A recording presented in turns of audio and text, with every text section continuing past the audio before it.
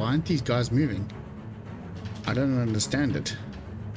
No, look, I think GoPros have become a serious tool for soldiers on the battlefield today. I think it's important that it's being documented this way because it's showing the world what combat and what war actually is. Contact! Medic! Medic! This isn't Call of Duty.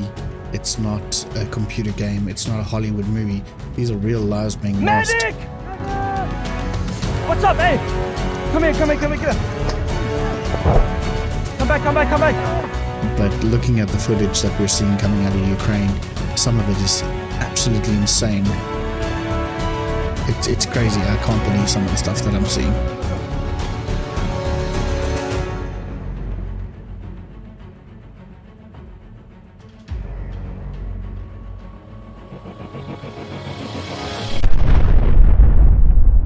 What is up, guys? Welcome to this week's episode. In this episode, we're going to be taking a look at something that's changed sort of how we see war in the world.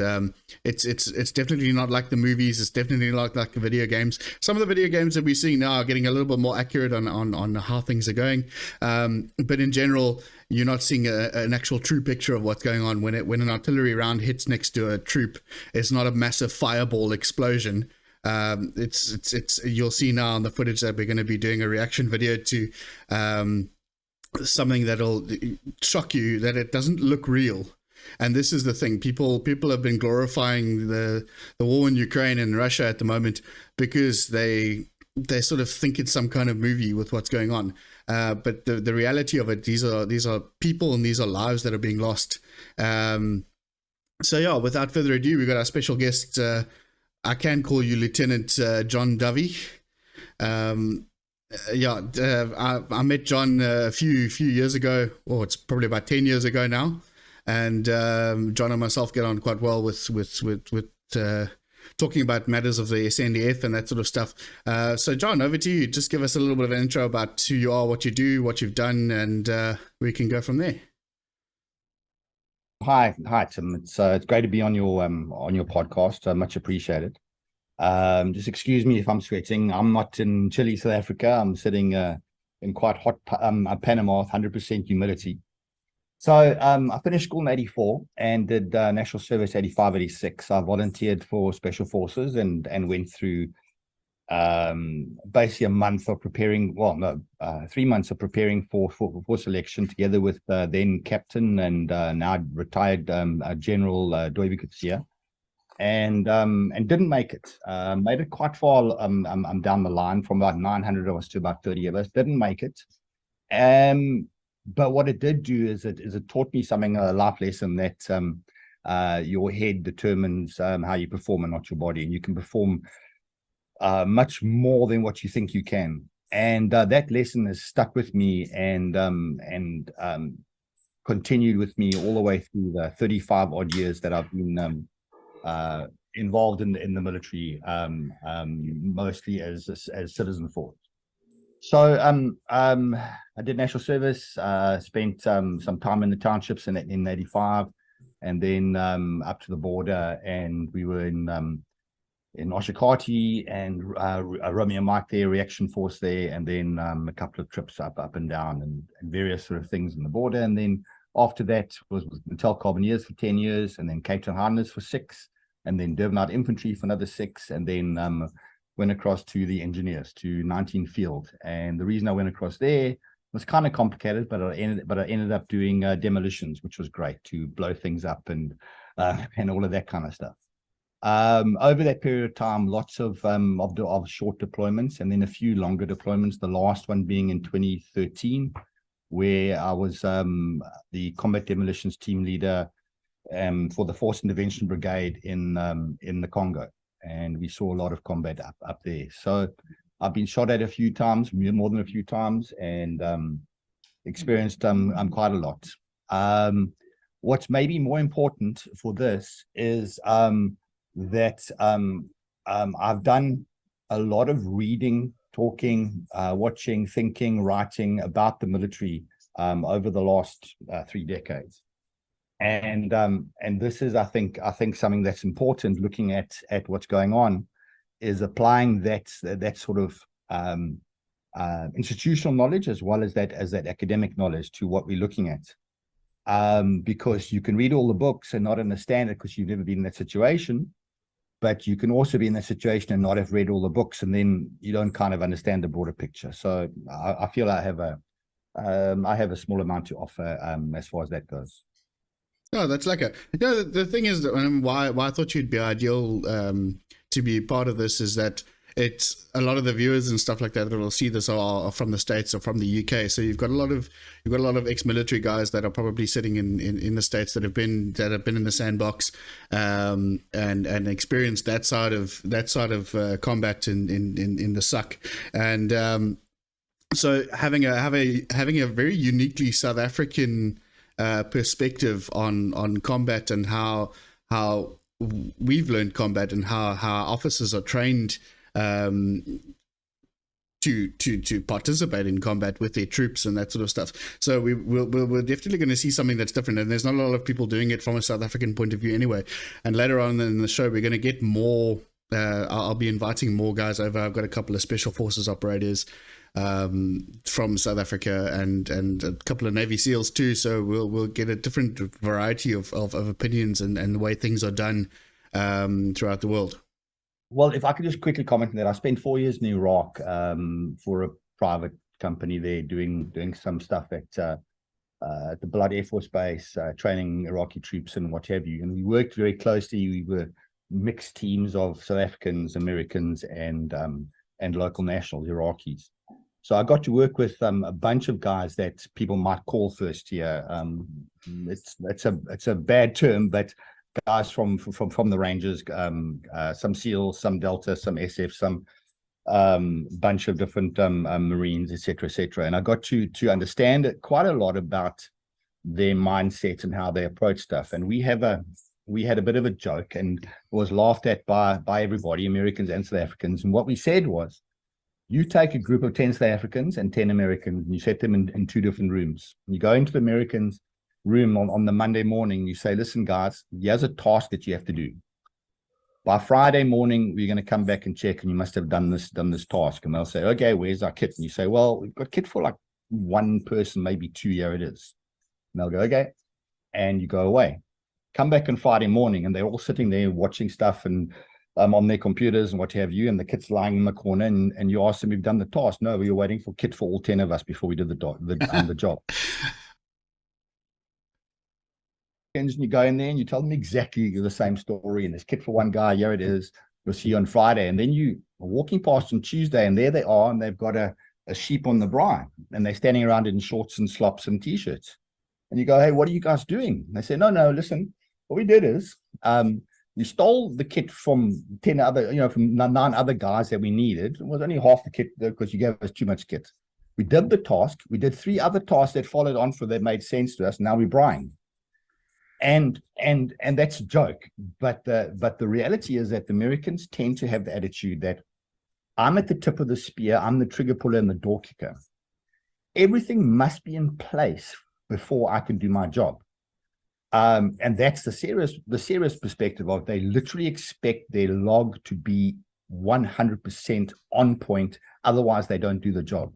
So the Africans have the attitude of, tell us what the job is, and we'll make a plan, and we'll figure it out, and we'll do the job, and then we can chill. And that's something that struck me as I was watching this, and it's quite clear to me that that, because I've been tracking this war in Ukraine since 2014, because that's when it started. I've been tracking quite closely. I've got friends that are involved in various aspects of the conflict on both sides, but mostly the Ukrainian side.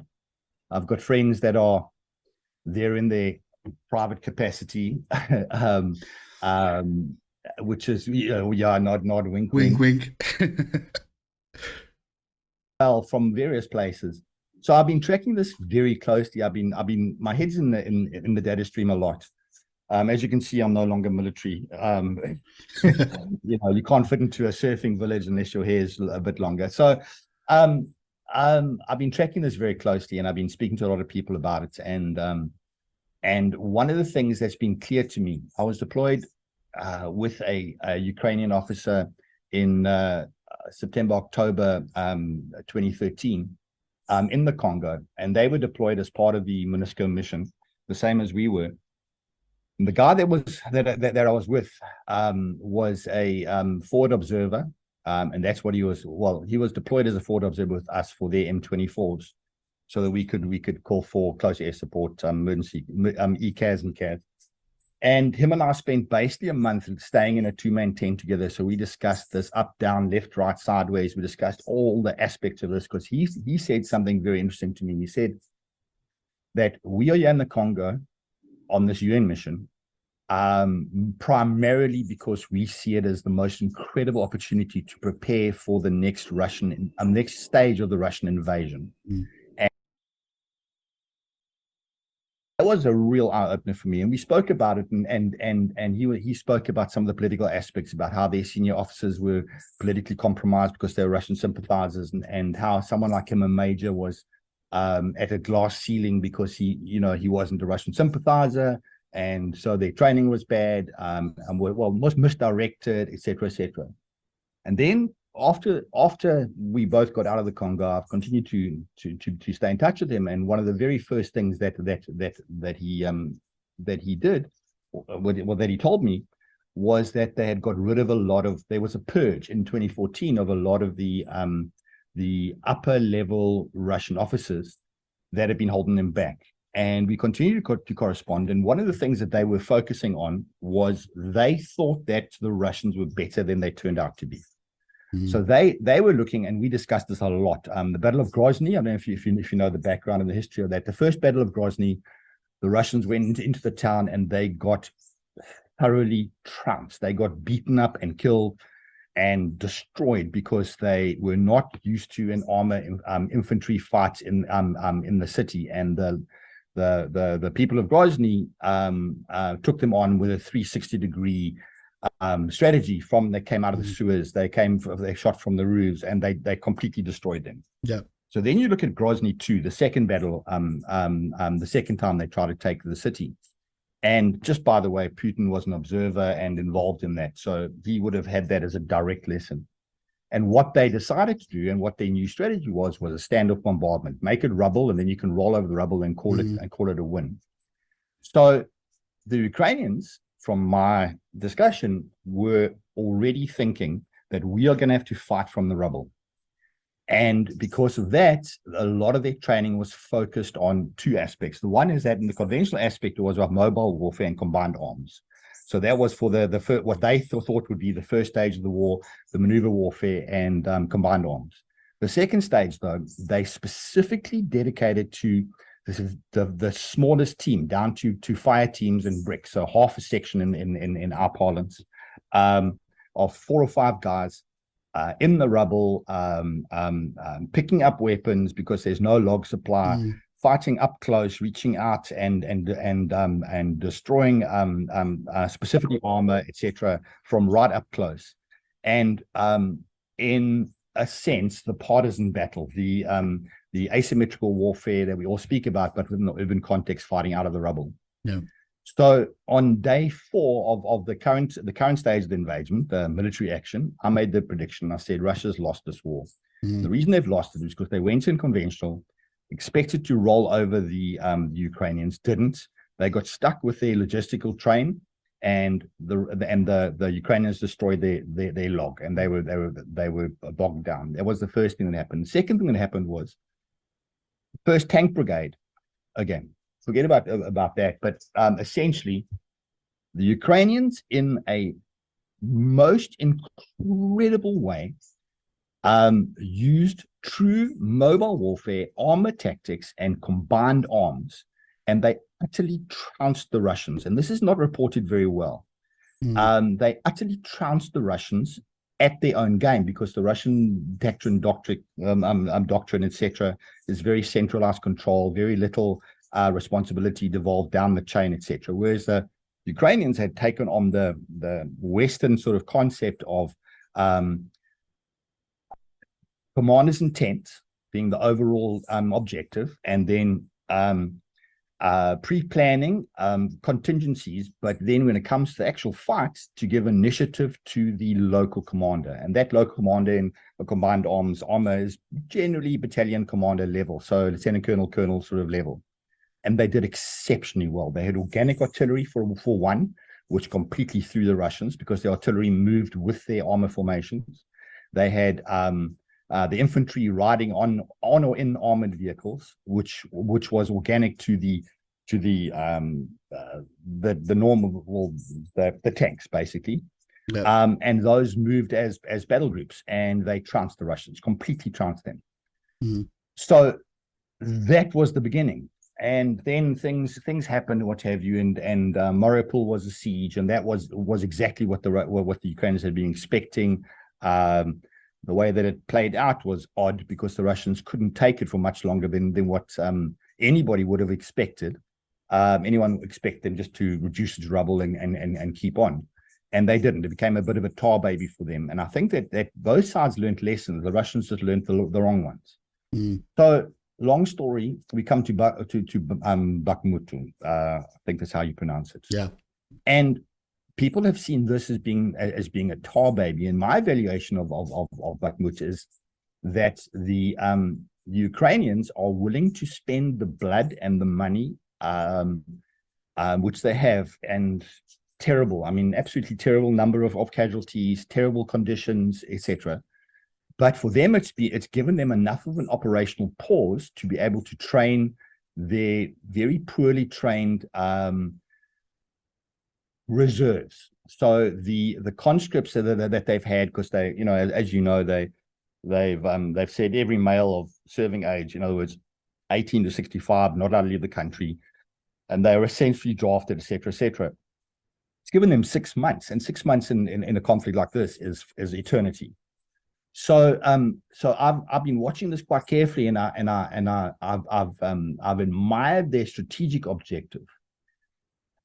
Then we come to the tactical stuff, and I'm watching this video, and I don't know if you want me to talk about it, to carry on talk about my thoughts of it before we share it, or. No, I think we'll go through the video, and then you can talk about it as you see things popping up. Maybe just a sort of an intro to what my thinking is here. I'm very disappointed in Ukrainians thinking about this for a couple of reasons, and we can see them as we go through the video. The first one is, where is the indirect fire?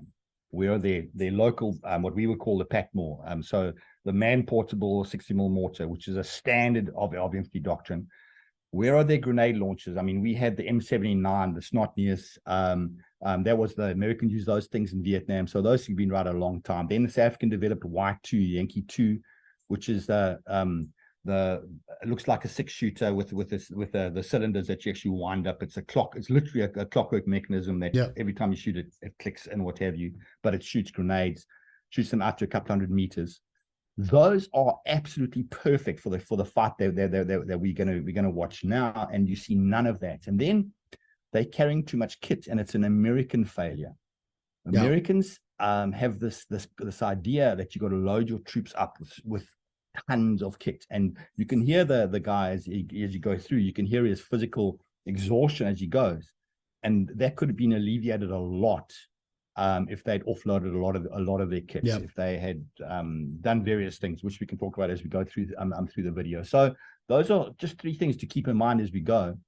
The other one is overhead cover and bunkers. And anyway, okay, so you can watch the video. We can react to it as we go.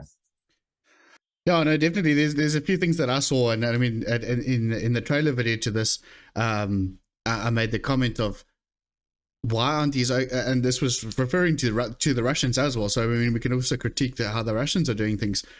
Your buddy's just been blown up about 20 meters away from you. You know that there's guys coming towards you, yet you are hunkering down in a sort of bunker position with drones flying ahead. Why aren't you moving? If you're not shooting, you're moving or taking cover. If you're not moving or taking cover, you're reloading. And if you're not doing those things, you're dead.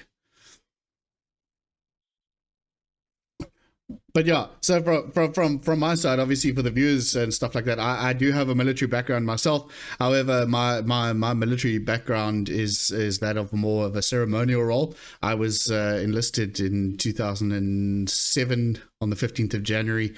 I joined the South African Navy Band, and then from there I moved up to Kroonstad, which is in the Free State, to join the Army Band in Kroonstad, and I left the service in the National Ceremonial Guard. My military experience is purely a ceremonial one. Obviously, I made a lot of mates that were in combat roles and stuff like that, like John, for example. So a lot of the stuff that I know is self-studied and stuff like that, because I never actually went through the rigors of going to infantry school and stuff like that too. But like I say to a lot of people, I'm stupid and I'm not a pupil. I can read and I can learn things and learn from experience. And this is why I make friends with people who know more about things, so I can learn from them and we can teach each other things. That's one of the important things in life.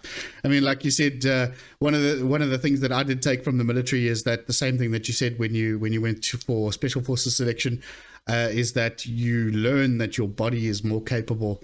If your mind, that has gotten me through the rest of my life. I know that I can do anything, because eventually the run does stop. You get to put the kit down and you get to close your eyes after a route march, because the sun will come up eventually. So going to the video that we're going to be looking at, this is basically, we were talking about Bakhmut now. This is a full video of an assault on Russian positions near the road to life in Bakhmut. It was carried out by fighters of the Third Separate Assault Brigade. I think these guys are volunteer fighters, so there were civilians that went in and then acting in a military role. The military highway called T0504 from... some of these words are a bit hectic. From Chasovoy Yar through to Khromovo to Bakhmut is known as the road to life, and the last paved road, which can be used to deliver ammunition provisions to the defenders of the fortress of the city. These guys, the propaganda and the language that these guys are using is quite spectacular, especially now in a social media age. So the main focus of this video is to look at what happens through the eyes of a soldier, what these guys are looking at on the ground. Let's quickly just get that video up and running. I'm going to share my screen now. Just tell me if you can hear the audio on it too. Let me just get that up. As long as I can see the subtitles. Yeah. And you'll also be able to, luckily the translation is there, so that makes it good. There's the media player, and we're going to click share, and then I'm going to press play. I'm just going to turn the sound down. How's the sound there? Can you see everything? I can see it. I don't really need to hear much. I can see it. Okay, cool. Yeah. So to start with, they've been deployed out of it. What we would call a battle taxi. So it's an armored vehicle that is protection against small arms fire, not anything bigger than maybe 7.62. Anything bigger than that would actually take them out. Yeah. The first thing that strikes me about this is the mud, and one of the nicknames for the infantry is Mudfoot. Yeah. Because that's what it is. Then I see the first overhead. I'm guessing this is a drone shot of the trenches, and I cringed immediately, because they've got a classic sort of wave pattern. Yeah. And there are different ideas and different theories on trenches. And if you go back and you look at the First World War, when trench warfare developed and it started and it became very sophisticated.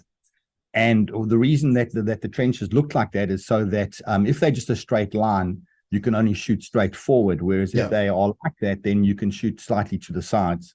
Yeah. What I'm not seeing though is I'm not seeing the word for it is maybe a fortress or a bunker. So every 100 or 200 meters, there should be like a square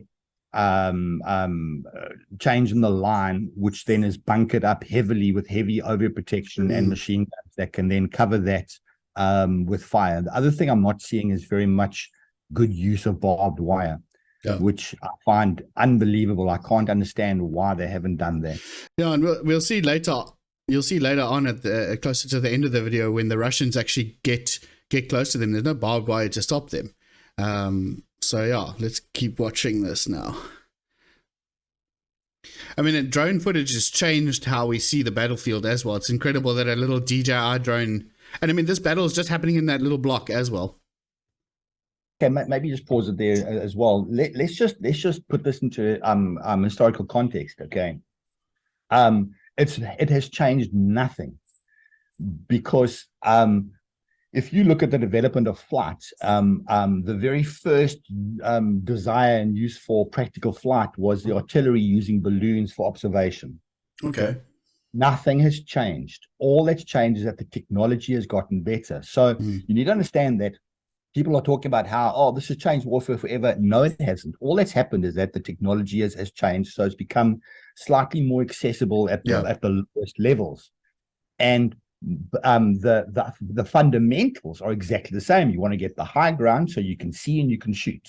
Yeah, because those are the two reasons that the high ground is so important. All infantry knows you want the high ground or you want the dead ground, one of the two. Specifically for observation, and then also it gives you the ability from where you can see you can shoot normally.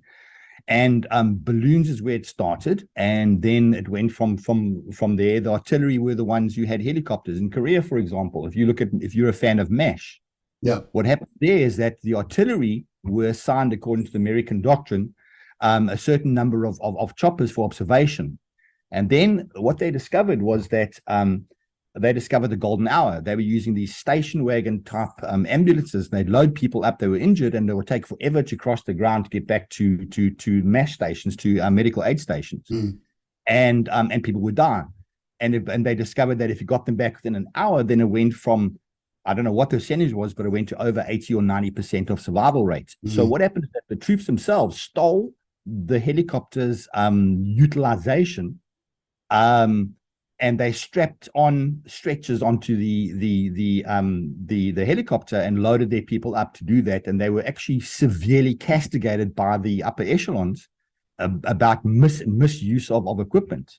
Yeah. So exactly the same thing. I'm seeing exactly the same thing. Yeah, I'm seeing them with we'll see further on, a real problem Chasovoying troops. And it's like, has nobody in the entire operation looked at old war movies? Has nobody watched MASH? Has nobody read any military history? No. This is like, it's literally like 1918, and it freaks my brain that they're doing so many things, that all the lessons are there and like nobody's read them. It boggles my brain. All right, so let's keep watching and see what happens. Note the mud. Yeah, no, it's hectic. I can't believe it. I think this was just as spring started breaking. Correct, but this is every infantryman ever knows exactly that the mud is an issue. Yeah, and this is mixed. This is a mix of mud, helmets, bodies. It must be. That's exactly. Yeah, there's a body there. What you're not experiencing here is the smell. Yeah. Trust me, the smell is a thing. I have bad memories of all kinds of smells. Yeah. No, I've heard the Russians also don't like to carry the bodies away from their positions. They kind of just leave them there. Yeah. Okay, you can see that's a crater from a artillery or mortar, and there's lots of those all around. So when I started watching this the first time, one of my first thoughts was, where is their overhead cover? Because there's no overhead cover, number one, and number two, why are they so shallow? Yeah. And then the overhead cover, you'll see there's the odd bunkers later, and you'll see there's like rabbit holes in the side of the walls later. And I'm guessing the overhead cover is because the artillery has been too intense, because the artillery would destroy the overhead cover. At one point, apparently, each side was lobbing about 20,000 rounds of artillery per day. The scale of this war, I don't think people realize the actual scale of how big things are while this is going on. Yeah, I mean, you can't compare it to the First and Second World War, not even close. But it's much larger than any other conventional fight, I think, that we've had, sustained conventional fight we've had in the last 100 years. Yeah. Yes. That artillery round whizzed overhead, hit the ground and whizzed over their head. Yeah. Now that's another thing that bothers me. Okay. Artillery is an area weapon. It's not a precision weapon. You don't aim it for I'm going to see that guy running there, I'm going to shoot him with artillery round. What you do, the only time you normally see a single round like that is when you're doing well, we call it smoke adjust, but that you can use HE, you can use high explosive up to adjust. So you shoot one round, and you see where it lands. You go, no, that's not quite on target. 100 meters up, 30 meters right. Try again. Okay, we're in the right place now. Fire for effect. Battery light, fire for effect. And then what happens then is that over a few minutes, you get 20, 30, 50, 100 rounds in that whole area, and then it's an area denial weapon. So I find it odd that there's a single round that comes down and then nothing to follow up. Because when I saw that, I thought, oh, they're doing an adjust, and I was waiting for these guys to haul out their spades and start digging like crazy, and nothing happens. They just come up for a second and they keep going.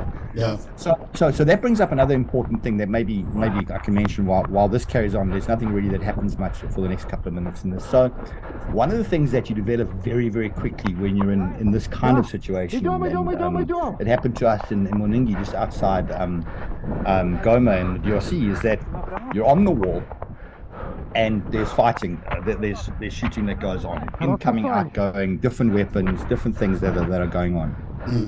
You very quickly figure out what's dangerous to you and what's not. And I'll never forget, we were standing and we had a visitor in the VR for years we kept getting, so a colonel there that came to see us. And we all standing around and smoking and talking and all the rest of it. And he was cowering down every time there was a shot. Yeah. And we were like looking at him like, what's your problem? And then all of a sudden, all of us dived down behind cover, and he was left standing, and we had to pull him down and say, "Sister, get down." And then 14.5, there was a 14.5 machine gun that the round started coming in, and so you develop a sense for the battlefield that your ear tells you what's incoming, what's outgoing, how close the fire is, how much danger you're in, simply through exposure, and you become desensitized to anything that's more than 5 or 10 meters away from you. And I think that goes towards answering your question. Yeah, there's a drone. I'll go back. I'm gonna go back to that now. So it turns out it wasn't that wasn't a drone. It's an airburst round. If you watch again, you'll see the airburst round go off.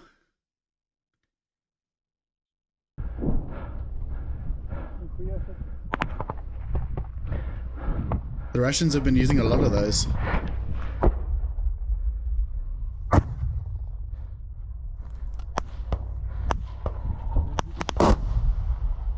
There's the smoke. It's like a black smoke, yeah. No, they're using that quite a lot. I've seen a lot of that. There's in the trailer that I did for this video. There's an airburst round that goes off, and I mean, just a single piece got the guy in the throat, and that's him down. Well, I mean, if you look closely at the armor that they're wearing, in previous wars, they would have called it a flak jacket. It's not body armor. Yeah. And the reason they called it a flak jacket was that it wasn't to stop bullets. It was to stop exactly that. Flak, which is a shrapnel from explosions of all kinds. Yeah. We have a misapprehension that's body armor that is going to stop a bullet from getting vital organs, etc. That's a completely different use. And if you look closely at their necks, you'll see that there's a collar that goes up like this, that comes out of their body armor. Yeah. It's a flak jacket. That is not actually a ballistic protection. Yeah. Yeah, because I mean, if an artillery shell explodes close by, you can get killed by a stone that gets blown off of that. I mean, that comes off at an incredibly high speed. Oh, they call it secondary shrapnel. Is that most injuries, deaths, whatever, are caused by secondary shrapnel, which is why you'll see that in military bases. It's people sweep the ground, and someone who doesn't know the army would be like, oh, it's just make work and it's wasting time. No, it's not. It's teaching soldiers. You keep all debris, you keep your area clear of all debris, specifically stones, for exactly that reason. You don't want secondary shrapnel. Yeah. There's another airburst round that went off. But I mean, the mud and the mud that these guys are having to go through, and you can hear they're out of breath. Like you were saying, the equipment is they're quite heavily weighed down. So what I can pick up from some of the conversation that goes a bit later in this video is it feels like these guys, this platoon, that they are actually on a reconnaissance / rescue mission. They're not actually deploying here to actually fight a fight or to hold the ground or whatever. And that to me would make it more important that they have less kit than more, because they're supposed to move fast and pick up stuff and move out like casualties and what have you. And yes, they were weighed down. Don't understand it. It says here in the description, the course of the combat mission, the attack aircraft of the 3rd OSHR Brigade enter the enemy trench and with the support of drones carry out a sweep under enemy artillery fire, destroying the occupiers at a distance of several meters. The video footage shows the courage and fortitude of Ukrainian soldiers, competent actions of the commander, and coordinated work of the group. So it looks like it was to evacuate wounded and dead soldiers.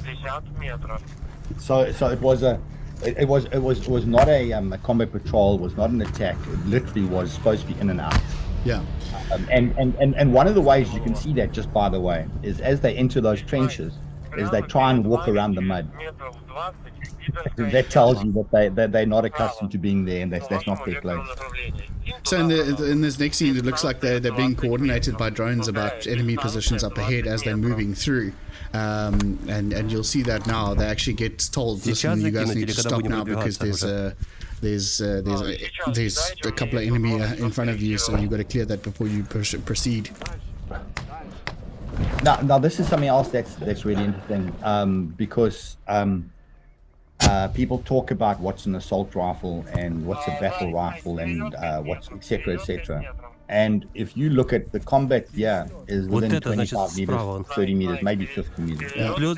So a much reduced cartridge has all kinds of advantages in those circumstances. You don't need to reach out 300, 400, 500 meters like a proper battle rifle would. Yeah, it looks like they're lobbing grenades at the guys. Okay, just pause there. Okay. Yeah. All right. So you see that smoke is white smoke. Okay. Yes. So there's a lot of theory and stuff that I don't need to go into, but if the smoke is black, it means it hasn't burnt everything up. If the smoke is white, it means it's burnt everything up. Yeah. So the difference between a detonated explosive, which will show you white smoke, as opposed to something that is actually conflagration, which is actually just a very fast and very powerful burning. So if you're looking at the battlefield and you see black smoke, then generally it's not everything. It's not HE. It's not high explosive. It will be something else. It will be there's various things that it can be. So when you see the white smoke, that's the dangerous stuff. Just as a little sidebar. Okay, cool.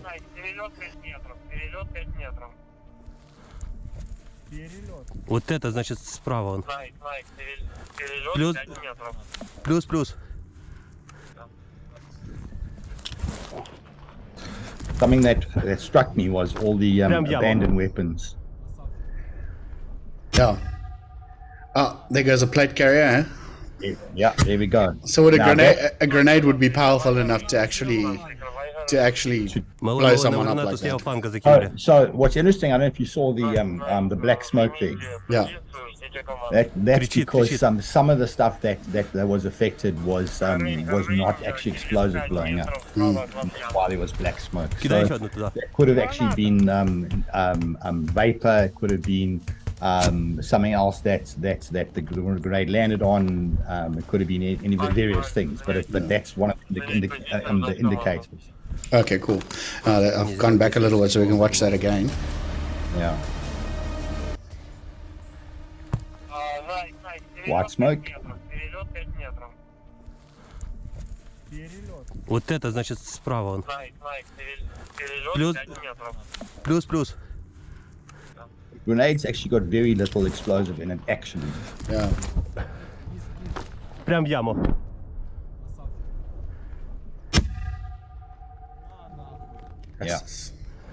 Yeah.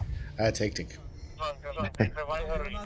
Not a nice way to go. Малой, нам гранату слева I, фланга I закинули. mean, at one stage in the video, a grenade comes into the trench, the guy picks it up and throws it back out again. Кричит. I don't know if you saw that, and that I'm sorry is that's he's got huge knockers between his legs. Кидай еще один туда.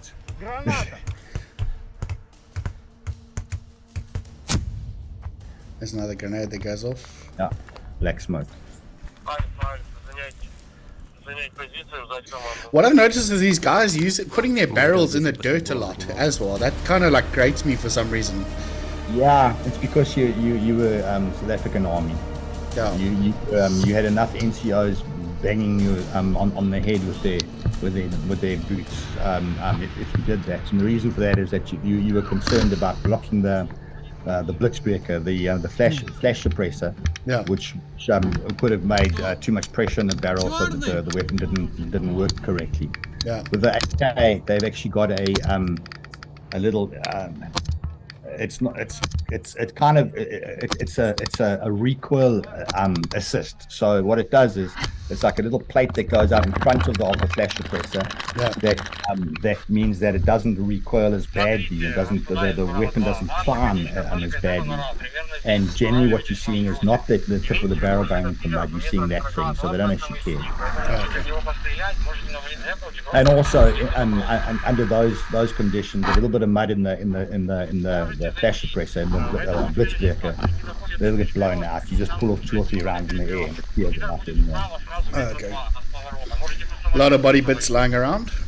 That's Yeah, like a yeah. half a person there. Yeah, A lot of equipment just being left behind. RPG tubes. that's normal. That's normal. Absolutely normal. Because remember, when you're under pressure and you got to move quickly, anything that's too heavy is extraneous. You dump. Yeah. And that's why you see troops that have been there for longer than 2 or 3 days. They don't have big bags. A lot of their kit, some of them will take out the plates in their body armor. They'll dump it because they know that those who are fast live more than those who are well armored. Yeah, kind of like the Egyptians when with the quick war, they ran away so fast that the Israelis picked up their boots in the desert. Okay, there's a good story to be told about that. Can I tell that story quickly? Yeah, go for it. I was in Israel for business, and I got chatting to one of the guys who'd been a tank gunner during the Yom Kippur thing, 73, I think it was. Anyway, and he explained to me, he said they had the 106 recoilless rifle, which has got a coaxial 5.0 Browning mounted to it. So you would spot with the 106. So what would happen is the Egyptian tanks, they'd shoot the 5.0 and it would go ping, ping, ping off the armor. And then once they're on target, then they would shoot the 106 and they would take out the tank. Very rapidly, they ran out of 106 rounds, but they just shoot the 5.0, ping, ping, and all the Egyptians would bail out the tank because they thought that the 106 was coming next. Then they had three Israeli guys standing by. They said, right, that's your tank, and they'd jump in the tank and carry on fighting the war. Yeah, a lot of it's psychological. If you can win that psychological battle, you definitely gonna win. Yeah, so I think over here, so I rewind a little bit just to see here, because you got to have a lot of trust in your buddies. I mean, this guy's firing shots. His mates are down range, and he's firing right past his ear. I mean, green on green. If you slip or fall or something, there's going to be big cock. 100%. And this is the thing as well. There's an army mindset which you see playing out here, that you don't even look back. You know your buddies are literally watching your back and they're following where you're going. So if you take cover, you just dive into the mud, and the guy behind you is going to be shooting over your head, and you learn to rely on that. Yeah. It's one of those just single artillery rounds that go through without anything else. I don't understand how that works. What is that plate on the guy's backside? He's got like this plate that dangles off. Okay, so it could be numerous things, but it looks like they're wearing full armor, which means that they've got the body armor that goes chest and back. Yep. Then it's got an attachment that goes up around the neck. That's what I spoke about earlier, that collar. Yep. And then there's a groin plate in the front, and there's a bum plate at the back that actually hang down from the armor. So it could be that. Yeah. On the other hand, infanteers figure out ways to attach all kinds of things that out of the way that they can reach if they need to. So it could be anything else, but it's likely something along those lines. Yeah. Is he firing past his buddy's head? And also, a thing to note with the GoPro camera, it makes things look further away than they actually are. Yeah. That's like 2 meters. That's like, I don't know, 5 meters. It's not far. Это Добрыня, только что видели пидора. Он встал, побежал назад по левую сторону. Я открывал ему в огонь спиняку. Не знаю. You can see so many rounds have landed there. There's so many craters there. Yeah. People talk about a war zone and they got their 7 tires burning on the M2. That's when I laugh hysterically. Yeah, there's not even trees anymore. The trees have all been shot to shit. I mean, there's fucking... That's the point. Well, they mostly first would have been chopped down by the soldiers to create overhead cover. And what was left, yes, the fire would have taken it out. Yeah. Also, everything burns. Yeah. In combat, everything burns. Oh, it just takes one tracer around. Correct. Okay. A sea of mud. Yeah. So what's interesting about that is if you're going to be in those circumstances, one of the things that is really difficult and dangerous is trench foot. It's called trench foot because of trenches. And it's about your feet are always wet. And there are all these kits now that is actually really good for that kind of stuff. It's waterproof, but breathable, etc. And I'm guessing that a lot of that kit has found its way through, but not everybody will have it. And one of the things as well that I've seen is happening a lot. I spoke to a spec guy, and he said at night when they go into bunker down, he's got a special pair of lightweight shoes that are breathable that he sleeps in case the shit hits the fan. At least he's got protective gear, but at least he can dry his feet off. There's like tick around and he's gone down, it looks like. Yeah. Try to get up to run away. Yeah, but now you see what's interesting here. Okay, this sequence is they blur it out because they want to show the actual guy being killed. But what's interesting is the guy's outside of the trench. And what he's doing is something interesting. Is that when it's natural when you dig the trench that what you do is you throw the soil on the side so it makes like these mounds right next to the trench. Yeah. It's really bad because it means that it gives the guy attacking you dead ground. That's exactly where this guy is. He's in dead ground. The only reason that they can get to him is because of the drones. But otherwise, he'd be protected from them, and then you stick your head up over to try and fire him, and then somebody else takes you over. Yeah. Yeah, once again, lessons that were learnt in the First World War not applied here. They had all kinds of things. And the other thing that I haven't seen in this footage or any of the other footage that I've seen is a trench telescope. And so the concept is a stick basically with a mirror on the bottom and a mirror at the top, so you don't have to stick it over the parapet to actually be able to see. None of those. I don't see them anywhere, and I don't understand why. Yeah. Yeah, simple things that make things a lot better. Simple stuff. And the problem is that a lot of the things that good units and good armies do very well are because of an institutional memory. And so the lessons are passed like the classic movie sort of thing of the grizzled old Sergeant Major and the fresh-faced troops, and he's telling them, listen, you must do what I tell you, it'll keep you alive in the battle. That's exactly right. That concept is exactly right, because there are lessons, institutional lessons that you learn, you pay blood to learn them. And unfortunately, the Ukrainians were part of the Russian army up until very recently, and the Russian army has not actually fought a near peer since the Second World War. Yeah. The other thing that they've done is they've invaded Georgia and they've invaded the Crimea and all the rest of it, and that's been tanks rolling over civilians and that kind of thing. And the closest that they came was in Grozny. But other than that, they haven't actually been in the war. So they've got literally 50 or 60 of years where all the institutional memory that they would have had has been lost.